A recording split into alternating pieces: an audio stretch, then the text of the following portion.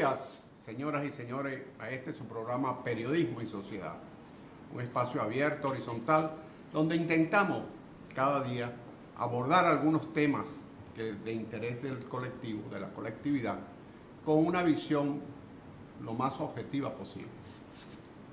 Hoy es viernes, tenemos un invitado especialísimo, el licenciado Denis Olivero, abogado que ha venido muchas veces aquí, experto en derecho social, y es un hombre comprometido con valores profundamente humanos. ¿Cómo está, don Denis?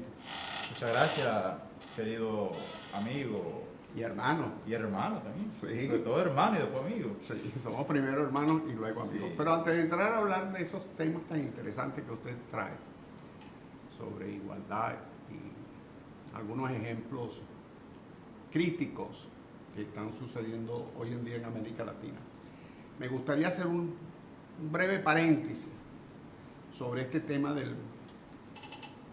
la automatización del voto en la República Dominicana. Y no voy a profundizar en los argumentos partidarios que se han venido dando, si es bueno o es malo, si hay posibilidades de truculencia, de hacer trampa o no, sino desde el punto de vista de la crítica descarnada, la crítica sin base que algunos actores sociales, algunos actores políticos están haciendo del sistema, que finalmente no daña al sistema electoral como tal, sino perjudica, pone en duda el sistema político. Uno de los graves problemas que está viviendo Latinoamérica hoy en día, y lo observamos con la cantidad de manifestaciones que se están dando en países como Guatemala, Honduras, Ecuador, Chile, Venezuela, se debe a la desconfianza en el sistema político. Cuando las personas no confían en su sistema político, no confían de que el sistema político puede regularizar mecanismos de respuesta a las demandas sociales, vienen las grandes crisis. Son las crisis de gobernabilidad. Y el pilar fundamental de la confianza en un sistema político es su sistema electoral, porque es la forma en que la sociedad coloca allí sus representantes en el poder legislativo, coloca sus representantes en el poder ejecutivo y establecen los mecanismos para que el poder judicial pueda ser diáfano, transparente y verdaderamente justo. Es el sistema electoral el que permite construir ese equilibrio y esa armonía que le dé viabilidad al sistema político. Cuando nosotros atacamos al sistema electoral como tal, sin base, porque el sistema electoral puede tener defectos, puede tener problemas y hay que buscar la perfección de dicho sistema. Pero cuando lo atacamos sin base y se va generando en la sociedad una desconfianza que incluso motiva la abstención es quizás la expresión más palpable, más directa, más visible de lo que es una sociedad cuando ha perdido su interés o su confianza por un sistema político. Cuando aumentan las abstenciones, particularmente en las elecciones presidenciales, es que significa que la gente no está creyendo en el sistema electoral y por ende se proyecta en el sistema político. Así que tratar este tema de la crítica al sistema electoral dominicano, los políticos, los actores sociales, los voceros, que tienen opinión, que su opinión genera opinión pública, deben hacerlo con una gran precaución, con un gran detenimiento, con un gran cuidado, de no cruzar la frontera de lo estrictamente político para entrar en un partidarismo obtuso, porque al final, cuando el sistema político se dañe, los principales que sufren eso, el primero que sufre son los partidos políticos, que son los que sostienen el sistema político. Cuando la gente arremete contra el sistema, lo primero que arremete es contra los partidos políticos. Y por eso es que vemos muchas veces que en las encuestas los partidos políticos como tal no están bien situados. Hay instituciones que están situadas mucho mejor y es producto de eso. Y es producto de no hacer un análisis, una crítica al sistema político y particularmente al sistema electoral con juicio, con raciocinio. ¿Es así, don Denis? Buenos días a los amigos televidentes. Y definitivamente estamos totalmente de acuerdo en eso. Yo, sobre todo en estos países donde hay un nivel de credibilidad bajo, sobre todo en los sistemas, hay críticas justificadas y hay incredulidad en parte de la población, porque particularmente en este país hemos vivido sistemas electorales que han sido traumáticos y tenemos fechas específicas muy recordadas por la gente que traspasa los 30 años, donde la gente votó de una manera y el resultado fue diferente. Y en los 90 tuvimos dos crisis particulares, que fue la elección de 1990 y la elección de 1994, donde puso mucho en tela de juicio al organizador de las elecciones. Entonces, esas experiencias, conjuntamente con nivel de desigualdad en los partidos políticos, conduce a nivel de incredulidad sobre el actor principal, que es el organizador de las elecciones. Pero debería tomarse esa actitud en función a razones justificadas, que es lo que usted está planteando. O sea, no debe utilizar esas experiencias del pasado para provocar un descreimiento en la población sin razones justificadas. Sí, sentarse ante un medio de comunicación y decir, la Junta Electoral son tal cosa, sin mostrar ni siquiera una evidencia o algún testimonio que permita inferir la posibilidad de que eso sea cierto. Hablar por hablar. No, sí, sin mostrar pruebas. Pues. No, es una crítica irresponsable y pienso que también el órgano electoral tiene la obligación de garantizar que la participación de la gente en las elecciones, la participación democrática, se ajuste a lo que la gente espera. Totalmente en desacuerdo con las críticas infundadas, porque de alguna manera van contra el sistema. Y lo que para una determinada organización política en un momento se convierte en algo positivo, en algo que le beneficia, una ventaja circunstancial momentánea. El descreimiento en el sistema termina arropando y termina desacreditando todo el sistema. Y como usted decía atinadamente, las principales víctimas de la virulencia son los partidos políticos. Son los primeros que se llevan Porque los partidos políticos son los que están en contacto con la población. La gente le vota a los candidatos de los partidos políticos. Y a quienes la población tiene para reclamarle en primera instancia son a los políticos, porque son los que dan la cara. Que muchas veces la gente no mira eso. O sea, a veces hay actores que tienen tanta o igual incidencia que los políticos, sin embargo no dan la cara. La gente no los conoce y la gente no los ve. Y son a veces detrás de las cortinas quienes dirigen el sistema. Son los titiriteros. Entonces, los políticos son los que dan la cara. Y de alguna manera son a las que la gente tiene acceso a ellos por los diversos mecanismos, sea directos o indirectos. Entonces, los principales afectados son los partidos políticos. Por lo tanto, los partidos también deben ser garantes y vigilantes de que los procesos democráticos, los procesos electorales particularmente, se manejen con dignidad y tampoco llevar al caos, al organizador de los procesos, que al fin y al cabo es quien valida la... Si un sistema político se encuentra débil, si un sistema político se encuentra, vamos a llamarlo hasta acorralado, y si a eso le suma a usted niveles de desigualdad, no estoy hablando de la República Dominicana, estoy hablando de términos generales. Vamos al ejemplo chileno. El ejemplo chileno es que el gobierno de Piñera estaba en una debilidad política importante. Creo que no tenía fuerza mayoritaria en las cámaras legislativas. Llegó a las elecciones con un rol de un 26%.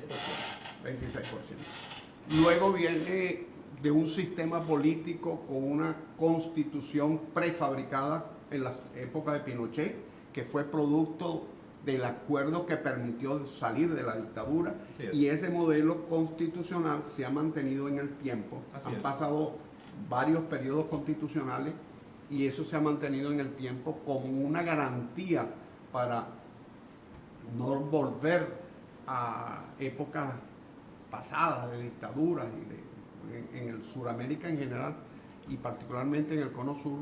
Esas dictaduras son realmente sangrientas. La de Pinochet fue catastrófica.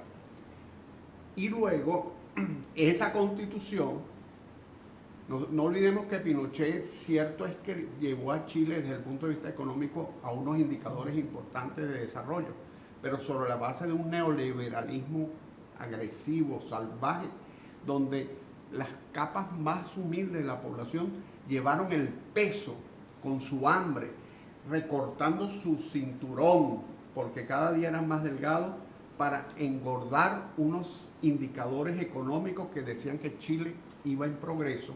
Y, por supuesto, esos indicadores que engordaban lo administraban los dueños de las empresas, que ellos sí engordaban, mientras que los pobres reducían su cinturón, tenían que abrirle cada día más hueco al cinturón para poder sostener unos derruidos pantalones. Y ese sistema, esa constitución lo protegió, no solamente protegió muchas de las tropelías políticas o judiciales que cometieron los funcionarios, sino protegió ese sistema económico que los partidos socialdemócratas, cuando han llegado, le ha costado mucho introducir tímidas reformas.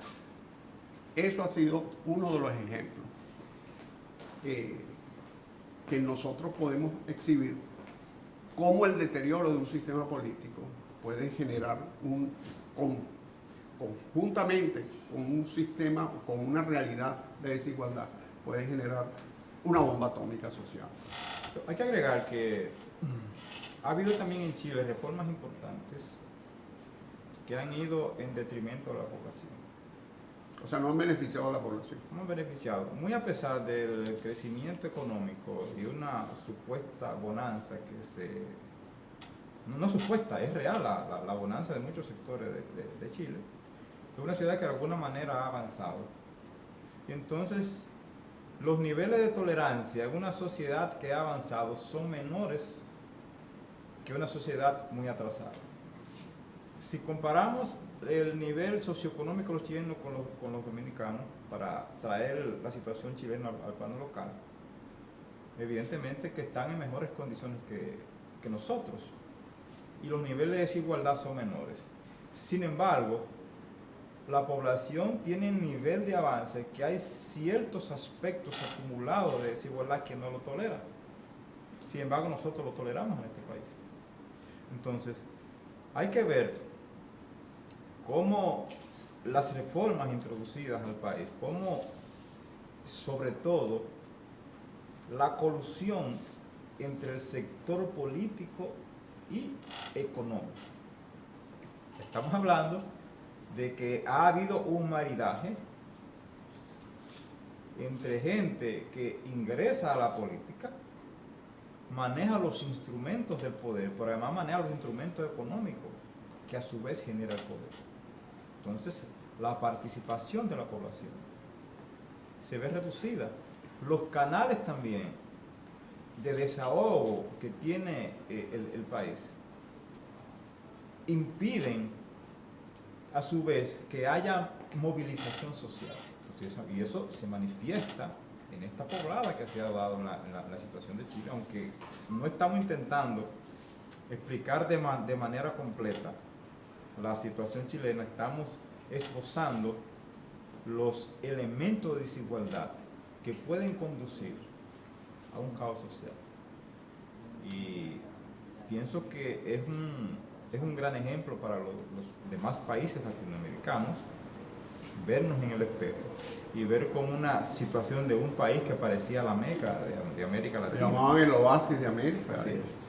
Como una situación de un país estable, un país próspero, un país de hecho que tiene una gran emigración de dominicanos y de muchos países de América Latina, como en unos cuantos días ha llegado a un nivel de descomposición, por lo que muchos analistas entienden que hay un nivel de desconcierto acumulado, alguna deuda social que aparentemente no se vislumbraba y que no se veía. En nuestros países, sobre todo en los países caribeños, los que estamos regados por las aguas del Mar Caribe, hay un concepto de libertad y de igualdad social que quizás no se ha conquistado plenamente, pero por lo menos las personas las tenemos interiorizadas, las tenemos entre nosotros. Y consideramos que eso es un valor que ya en buena parte lo estamos gozando. Vale decir, los títulos de nobleza y los tratos como aquellos que tú ves en las películas entre la aristocracia y los vasallos, esos tratos no existen entre nosotros. En cualquier país de la cuenca del Caribe creo yo que no existen. No los conozco todos, yo no puedo decirte cómo sucede en El Salvador o en Nicaragua, pero en general creo que los países del Caribe somos más igualitarios. Más igualitario, al menos en el trato social. En el trato social. Yo estudiaba, cuando estaba estudiando en los Estados Unidos, había un compañero de clase chileno. Y él me contaba, te estoy hablando no vayan a sacar la cuenta, en los años 80. Hace un rato ya. Hace un ratico. Y él me contaba de que en el ejército chileno eran los hijos de los militares a la oficialidad, a la escuela de militar, y que entraban los hijos de los oficiales o los hijos de la gente pudiente, de la gente rica. Que los hijos de los sargentos hacían un concurso entre todos los hijos de los sargentos y podían escoger uno o dos que le daban ingreso en la academia militar. O sea, que si ingresaban, vamos a decir una cifra, de 100 aspirantes a ser oficiales de la academia, uno o dos, no, él me hablaba de uno y quizás si había uno muy sobresaliente, dejaban entrar dos. Eso es el cuento que él me decía y no lo tengo que dar por falso, ¿no? Entonces, el ejército chileno es un ejército clasista. No es como nuestros ejércitos, por lo menos en el caso de Venezuela. Dominicana usualmente es muy popular. La carrera militar es muy popular. De hecho, mucha gente de estratos sociales bajos ha escalado hasta el nivel más alto a través de la carrera de la dirección de los militares. Sí, yo conozco aquí personas que han ingresado en el ejército como soldados y hoy son capitanes, mayores, tenientes coroneles, etc. La mayoría del alto mando militar dominicano particularmente proviene de estratos sociales bajos. Muy bajo. Entonces, eso es una característica. En esta inmigración masiva de venezolanos que hay por Latinoamérica, por todo el mundo y Latinoamérica en especial, tengo una amiga que se fue a Chile y ella es comadre de mi esposa y en los comentarios ella le dice que la gente humilde, cuando habla con alguien que tiene ciertos recursos, cierto estatus, ve hacia abajo, baja la cabeza, que eso es un resabio de la época colonial. Vamos a hablar de eso con un poco de detenimiento porque yo creo que ahí es donde está el quid de la cuestión, o uno de los quid de la cuestión. Quizás uno de los. Pero vamos primero a una pausa comercial para poder nosotros abordar ese tema sin cortes que nos impidan mantener una conversación fluida. Excelente.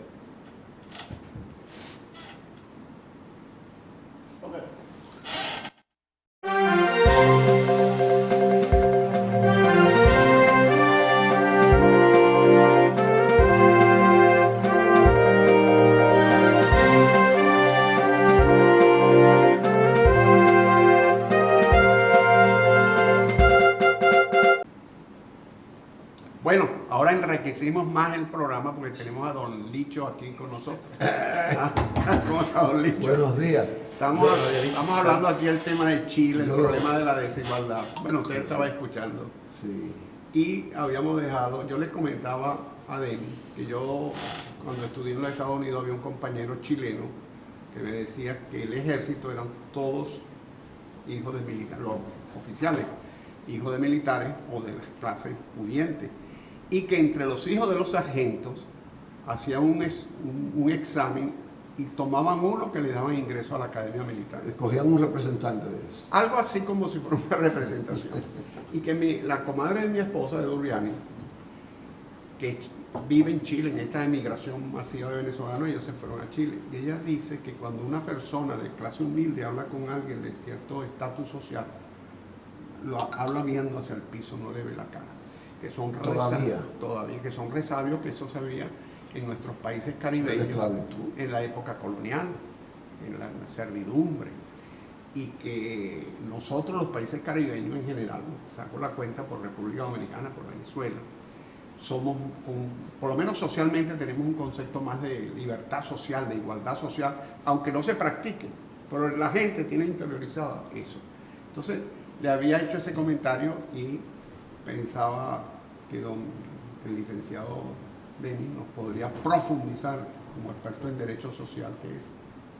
No, yo comentaba que para el caso particular de las, y al final del segmento decíamos que la milicia dominicana ha estado compuesta históricamente por miembros de estratos sociales bajos y que aquí los jefes de los ejércitos, Fuerza Aérea y ministros de Fuerzas Armadas y anteriormente secretarios provenían la inmensa mayoría de estratos bajos y que las Fuerzas Armadas en ese aspecto aquí han sido más iguales.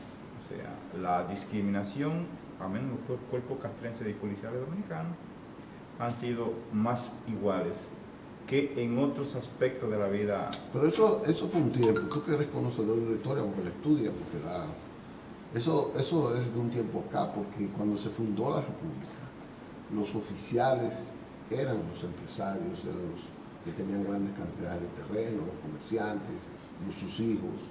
O sea, aquí era parecido a lo que estaba pasando, a lo que pasa en Chile, aunque eso tenía mucho que ver por la fuerza que tenían económicamente para impulsar una lucha de guerra con sus propios recursos.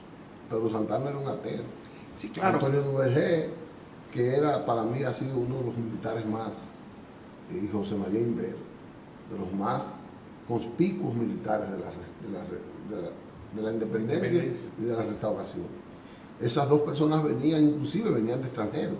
Sí, al inicio de la República, recuerda que fundamentalmente los que componían los ejércitos, o más bien los que dirigían los ejércitos, respondían a una clase que tenía que defender las riquezas que poseía. Correcto. Por lo tanto, quienes están en mejores condiciones de la defensa de sus propios bienes, evidentemente, que era la clase altera, en este caso, que como ha mencionado muy brillante, el caso de Pedro Santana y demás jefes militares. Pero fíjense, pero aquí en el caso, porque aquí la guerra de independencia fue con el tema haitiano, ¿no? Y Haití venía con una política de manejo de la propiedad distinta a la acostumbrada en la República Dominicana. Ellos tenían ideas distintas a las nuestras. Pero el caso, por ejemplo, de Bolívar, que era de familia muy adinerada, ellos no tenían que defender su propiedad contra nadie, porque ellos estaban, inclusive Bolívar era coronel del ejército español. Miranda fue también militar del ejército Miranda español. fue inclusive Después, miembro del ejército francés y ruso, pero originalmente español, fue español. Él estuvo en la guerra de independencia. España apoyó a los independentistas norteamericanos y participaron en algunas batallas, y participó Miranda en esas batallas en suelo norteamericano. Son realidades diferentes.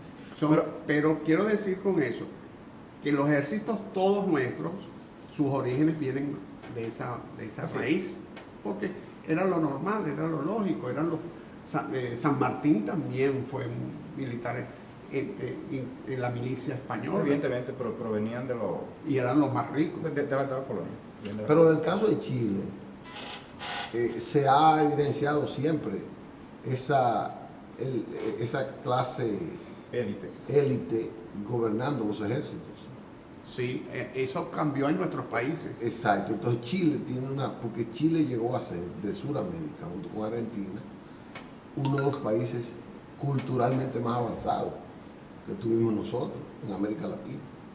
Y eso ayudó mucho a que muchos gobiernos de Chile, provenientes inclusive del sector militar o apoyados por eso, tenían un alto nivel por la educación y por el sentido de la ilustración. Sí, y eso también implica de dónde vienen esos militares. Sí, evidentemente había un alto nivel de ilustración en esos militares que se tradujo de manera continua de una generación a otra. Entonces esos ejércitos eran usualmente provenientes de casi los mismos estratos sociales, un nivel de educación alto y gente con un nivel de formación alto que le permitía mantener de manera tradicional ese nivel de clase desde el punto de vista ilustrativo. Y no se olviden una cosa, que todos esos oficiales que hicieron las guerras de independencia en los países de Sudamérica estaban influenciados por la ilustración, y la ilustración era políticamente muy liberal, y ese concepto de libertad se traducía o se reflejaba en el liberalismo económico. Seguro, y era la corriente de pensamiento más avanzada para el momento, porque se enfrentaba al mercantilismo y al que controlaba los reyes, controlaban la economía, eran los estancos, el absolutismo, los impuestos. Había una compañía o dos o tres compañías que controlaban todo el comercio, toda la navegación comercial. La compañía guipuzcoana, por ejemplo, controlaba todo el comercio en el norte de Sudamérica. Pero estaban vinculados a la monarquía. No, eran de la monarquía. Claro. La compañía guipuzcoana era una empresa de privado, pero eran del Estado español, de la monarquía. Entonces, frente al absolutismo político, también reaccionaron frente al absolutismo económico. Y esa idea de libertad se ha mantenido, y en política económica se ha derivado en el neoliberalismo, que tiene sus cosas buenas como todo, pero tiene cosas muy malas, malísimas, y que estas clases sociales han abrazado el neoliberalismo como fuente intelectual para defender sus privilegios. El tema fundamental que hemos tratado precisamente es el tema de la desigualdad.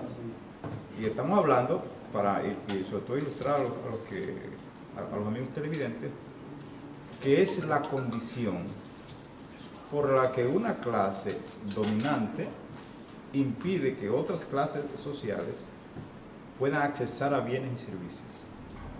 Aquí se le llama nivel de exclusión social.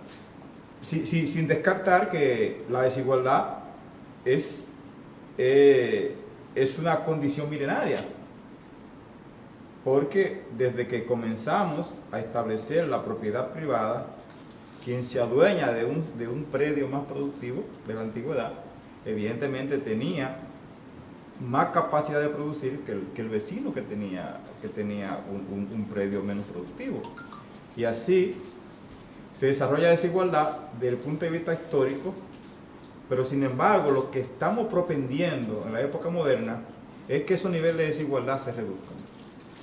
América Latina es un gran ejemplo de cómo estos países hay una clase que mejora, que tiene acceso a todo, sin embargo hay una inmensa mayoría que escasean los servicios básicos. Entonces la tendencia es que esos niveles de desigualdad sean lo más iguales posibles. Y el problema en América Latina en general, y creo que es el caso de Chile, es que cuando viene una crisis económica, eso como cualquier empresa, viene una crisis, ¿qué hace el empresario? Bueno, o reduce el personal o le quita algunos beneficios al personal. Quizás no le puede reducir el salario por ley, pero le puede quitar algunos beneficios, o reduce el personal, comienza a votar gente. Él trata de primero mantener su ingreso. Él no reduce su nivel de ganancia. Él a menos producción trata de mantener su nivel de ganancia. Eso es un mecanismo psicológico. Y eso es lo que ocurre en esos países. Y ahí es donde viene el gran problema. Que siempre las empresas engordan gracias al sacrificio de la gente. Y luego cuando viene el periodo de bonanza, bueno, le dan algún beneficio.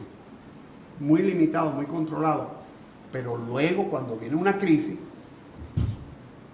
la crisis la tiene que pagar y la tiene que soportar y la tiene que sudar para que retornara a la prosperidad la gente trabajadora. A mí me interesa el tema por lo siguiente. Chile es una de las naciones más avanzadas de América Latina. Tiene un producto per cápita Fabrica aviones de combate. superior a una parte importante de los países de América Latina. Y por tanto, el nivel de exclusión, entendiendo la exclusión como la gran cantidad de personas que tienen menor beneficio de la producción nacional, de los servicios de calidad. Entonces Chile, aunque porcentualmente pudiera tener, no sé cuánto tiene ahora, pero Chile tiene un nivel donde las necesidades de la sociedad son menores. Por ejemplo, como Haití. Haití tiene un nivel de exclusión superior a cualquier país de América Latina. En Chile está luchando la clase media y la clase trabajadora, la clase más empobrecida, se ha integrado, sobre todo los cercanos a los mineros, que tradicionalmente son gente que no se meten, a menos que no sea en su propia área. Pero en Haití está el país entero luchando por la exclusión. ¿Cómo ustedes explican esa diferencia? Por eso tiene un nivel sociológico. Sí, mira, los niveles de tolerancia de los países, Esa es la palabra, nivel de tolerancia. depende de la condición económica y social de la gente. Por ejemplo, una gente de este país que vive en un campo, digamos, de Hondo Valle, Que ya no es tan pobre en Dubái. sí, probablemente Va a tener un senador. probablemente ese señor que todavía tiene una letrina, posiblemente esté conforme con eso. Ahora, tú no puedes venir, por ejemplo, a un individuo de clase media que es de una universidad, que toree las mismas condiciones que ese individuo. Ese individuo, por ejemplo, el Estado Dominicano le da 700 pesos, o un político le da 500 pesos para que vote en las elecciones, probablemente lo acepte. Pero como tú, esos mismos 500 pesos se lo ofrece a un profesional que sea director gerente de una empresa. Entonces, el nivel de tolerancia tiene mucho que ver con el nivel de formación, con el nivel socioeconómico de la gente. O sea, lo que una sociedad tolera, otra sociedad sencillamente resulta inaceptable. Y es el caso de Chile. Es un país que ha alcanzado un nivel de desarrollo social que una buena parte de la sociedad, sobre todo la juventud, siente que no está siendo correspondida con los beneficios que el país ha generado. La revolución de las expectativas. Así es. La gente se crea unas expectativas. Tú puedes tener quizás a un chileno aquí socialmente y el haitiano está aquí. Pero las expectativas de este Son superiores. es ponerse aquí. Y esa revolución actúa. Así es. ¿Cómo es posible, por ejemplo, y perdone que le interrumpa, me dicen que casi el 1% del Producto Interno Bruto de Chile en dinero es la fortuna del presidente de la República? Estamos hablando de desigualdades a ciertos niveles, porque estamos hablando de que el presidente de Chile tiene el 0.94% del PIB chileno. Pues uno de los hombres más ricos de Chile. No, y del mundo relativamente hablando. O sea, está hablando que tiene casi, su fortuna alcanza casi el 1% del PIB chileno. Casi 3 billones de dólares. Pero también hay 11, los 11 chilenos más ricos tienen el 14% del PIB. O sea que la pirámide es así. Evidentemente, entonces, La pirámide de aún distribución con de los la avances que ese país tiene, hay niveles de desigualdades importantes y que la gente, por su nivel educacional, esto no es explicación, probablemente no esté en disposición de... Pero eso es un promedio de América Latina. No. Seguro, el 20% de la población del mundo tiene el 80% de la riqueza. Eso es lo que te Sí, digo. pero aquí estamos hablando de 11 personas. Sí. No el 11%, don No, Licho. 11 11 personas tienen 11 el personas. 14% del PIB. 11 personas chilenas. 11 personas chilenas. No el 11%, Correcto. 11 personas. Si tú extrapolas eso al PIB, por ejemplo, de Estados Unidos, son más ricos que el más rico de Estados Unidos. Porque el más rico de Estados Unidos Bill Gates. no, que No, su, Bill Gates, uno de ellos fue a Sí, Warren pero Buffett. no llega al 0,001%. Sí, lo que usted establece, por ejemplo, en función del PIB, ¿cuánto tiene Warren Buffett o cuánto tiene Bill Gates? Es una parte ínfima con relación al PIB. al PIB de Al Estados PIB de su Unidos. país. Por lo tanto, relativamente hablando, los chilenos son más ricos que los más ricos de Estados Unidos. Sí. Aunque en términos absolutos los norteamericanos tengan una Es verdad, fortuna es mayor. verdad. Pero en términos relativos, Esos son 11 más son ricos. relativamente más ricos Claro. que los más ricos de Estados Unidos. Así es, Claro, así es. claro. Entonces, A Donald Trump no le da por un tobillo. No, ese es un, ni ese es un eso, colmadero. Entonces, Ya hay que ir a una pausa. Sí, sí. Pero no a la pausa. No, a la pausa de los comerciales. Ok, pues entonces vamos a una pausa entonces, señores. Oiga, pero este tema, esto me ha engrifado más y me ha interesado Sí, más. pero no vaya a salir a quemar goma. Yo me atrevo cuando tengo unos campesinos que están luchando 5 o 6 días ahí, y ahí esas son 11 gente más rica. no, realmente. Yo me atrevo, pero vamos a una pausa, lo que yo pienso si me atrevo, señores.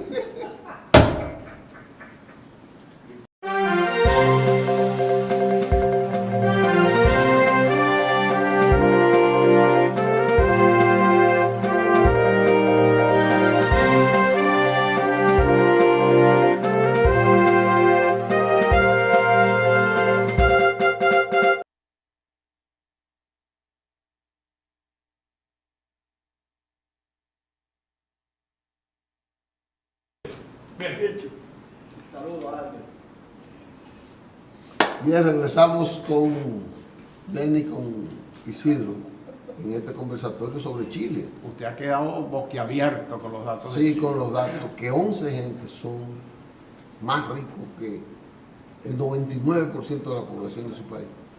No, 99.9.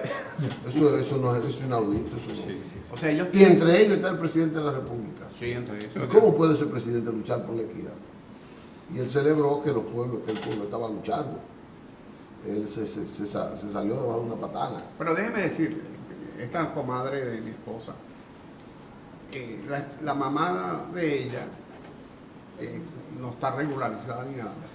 En Chile la seguridad social, que ella no está regularizada, es universal. Y la señora que tiene 80 y pico Universal de años, para todos los chilenos y para el que vive en Chile. para el que vive en Chile.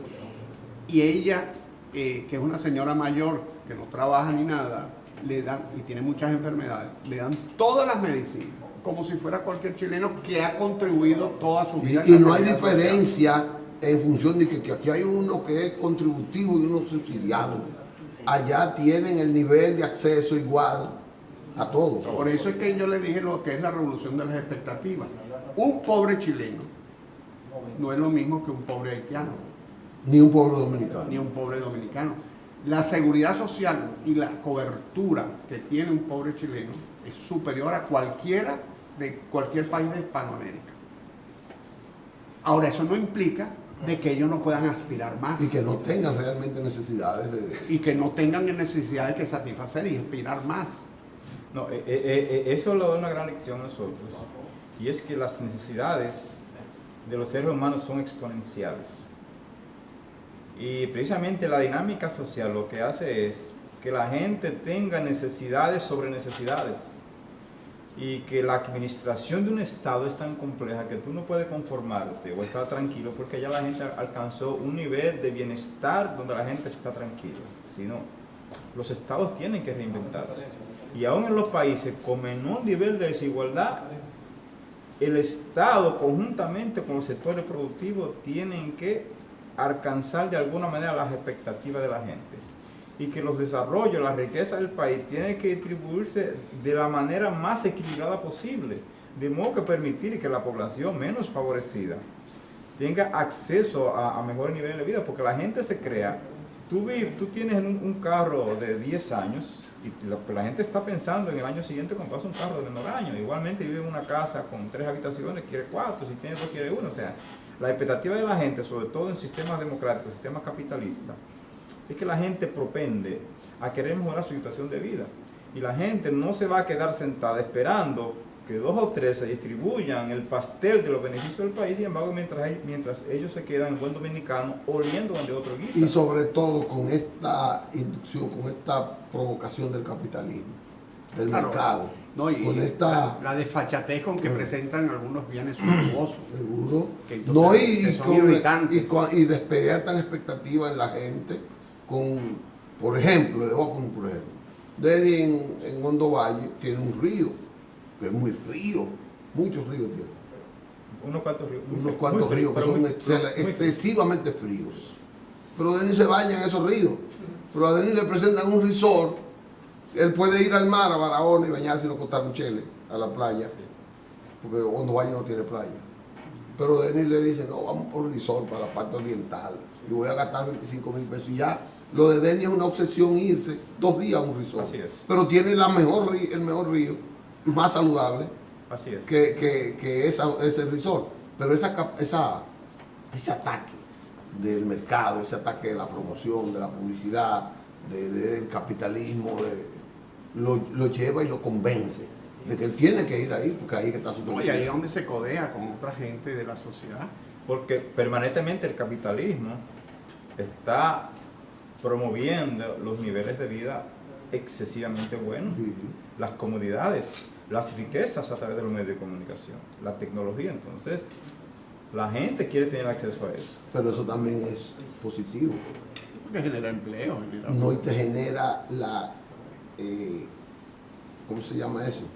La voluntad de crecimiento de la gente, Sí, de estudio, de trabajo, de buscar de nuevas- evolución. Esa es la magia del capitalismo. Esa es la magia. La magia del capitalismo. Pero sin embargo, tú tienes que crear como Estado regulador, que también es uno de los temas de los variables que no hemos visto.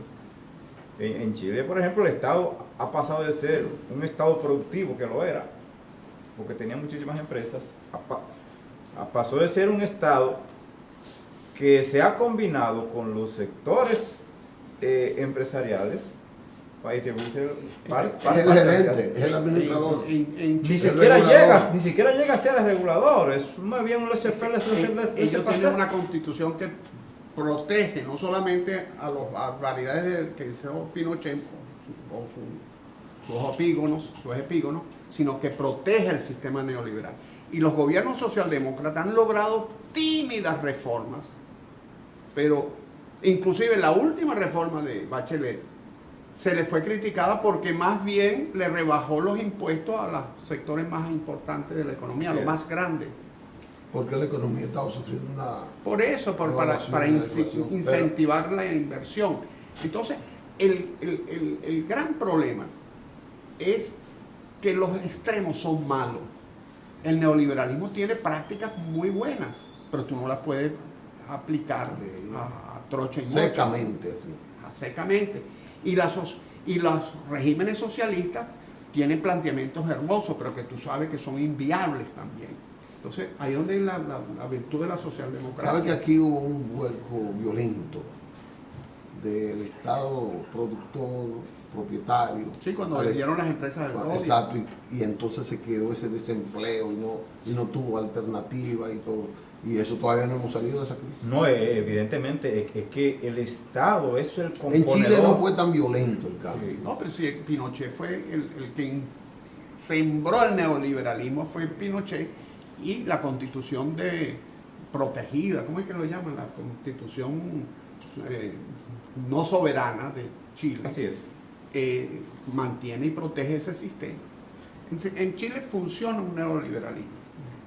Pero tú tienes, sobre todo, es que cuando el Estado pierde esa capacidad regulatoria, el Estado está para crear ese colchón, ese amortiguador que permite que las riquezas que produce una parte pueda distribuirse de manera equitativa entre la gente. Es el rol regulador del Estado. Entre la gente que no tiene capacidad. Entonces, cuando el Estado pierde ese regulador, entra un sector privado rapaz que no ve absolutamente nada más que sus beneficios.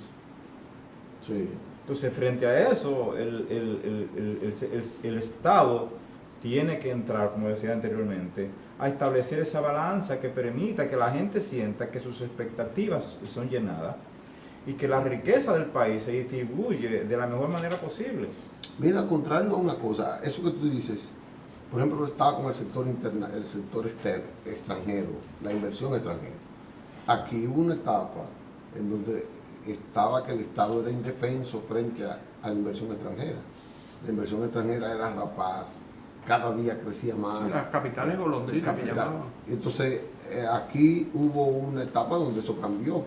Y a pesar de venir el neoliberalismo, con el cambio, el neoliberalismo no dio las libertades a ese capital extranjero, Claro, de ser tan voraz como porque él. hay un gobierno, no sé qué gobierno ha hablado usted, pero No necesariamente uno, varios. Hay varios que teniendo conciencia de la importancia de limitar y regular, estableció los mecanismos para que el remedio no fuera peor que la enfermedad.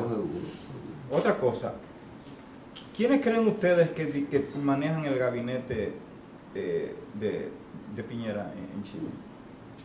Ricos.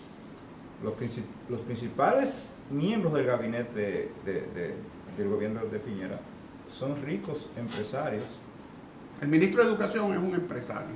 Entonces, Y ahí es donde le estalló el problema. evidentemente, Con los muchachos. evidentemente cuando tú colocas, por ejemplo, frente al Ministerio de Educación a una persona que está desvinculada del sector, que no tiene roce social, que en vez de convertirse en un ente amortiguador entre la clase estudiantil y los profesores, se convierte en un ente de confrontación, pues está provocando una situación que terminará explosionando. Eso también le ha generado los mayores movimientos de protesta de la clase media, los estudiantes universitarios. Claro, y es que ahí es donde está yo, con un aumento de los pasajes en el metro. Y de la inscripción también. Pues sí, después se unieron. Que según algunos analistas, eso simplemente fue quizás la gota que derramó la copa. Claro. Entonces, de las cosas que hemos hablado, posiblemente eso fue el factor desencadenante. Sí, y eso no quiere decir que solamente habían sido el aumento del pasaje, sino que todos esos aspectos que hemos analizado se fueron generando por acumulación y entonces estallaron con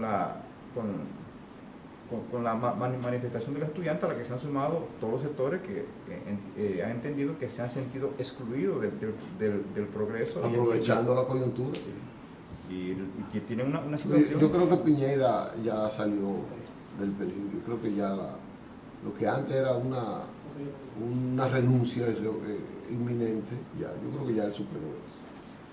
Por lo menos, aparentemente, el pico de temperatura parece que ya lo... Ha bajado, inclusive él ha cedido muchas cosas. Porque él no ha sido mal presidente tampoco. Lo que pasa es que también está atrapado en un sistema legal neoliberal absoluto que él cree en eso. Y su condición de... Pero dentro de eso han montado, fíjate que lo que te acabo de decir de la seguridad social, ellos consideran que una seguridad social de ese, ya la gente pobre debe estar contenta. Pero la gente también quiere ir a Mar del Plata, que tienen ellos su resort ahí. La gente pobre también quiere ir a Mar del Plata, la gente pobre quiere ir a hacer estas cosas que ellos lo consideran que son privilegios de ellos. Seguro. No, la gente se genera expectativas y en función de sus expectativas quiere un país que crece, que se desarrolla, que se vende como la Meca a nivel de América Latina, que se vende como Suiza. La gente quiere que parte de esos beneficios realmente los adquiera. Y estamos hablando del país mayor productor de cobre. Y que Cobre es lo que nos falta a nosotros. cobre y que no desperdició ese cobre. O sea, el Estado también jugó su papel en la protección de esa riqueza natural. Ahí Y es. otros. Ahí nos están haciendo señas. Ya no tenemos que ir. O sea, ahora tenemos que ir a una pausa. Hasta el lunes. Bueno, pero de verdad que me gustó el tema con él. Pues, Tiene que venir más a menudo. Tiene que venir más. Va a vender una forma. Al que yo quiero traer al senador, Johnson. a Johnson. No, Colina, con Es que Johnson ahora tiene 17 partidos que lo van a apoyar. Oye, Por un doctorcito dichoso. Vamos a traerlo. Señores, nos veremos en el próximo programa. Gracias a don Isidro y a Deni por esta gran tertulia que hemos tenido hoy. Nos veremos en el próximo. Gracias.